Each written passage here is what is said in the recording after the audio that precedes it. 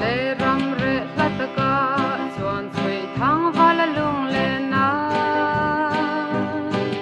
buan nel ram dai kol valen cham ho var le chong tin le ritual le na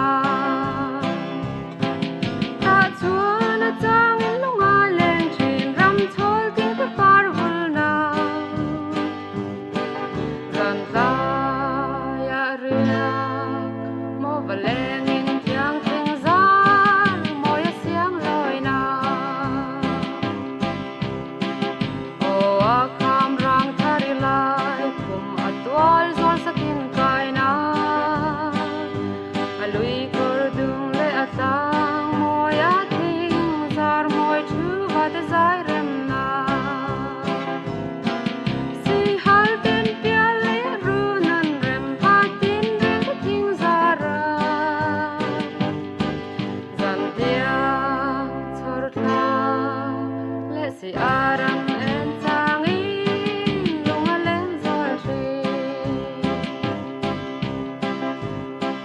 pasal tha le ram pachal ten zia dial darang an chai na boy vom ki te le zu ki ten si tui yang do na na vang an nui na ta chuan ka thin lai cham reng mai chuak in ram va tua ni la teng rang cho yin ui sa thiam len zelin vala lung dam na buan nel ram da ya va tua ni chui thang vala huing than na teng rang pui lung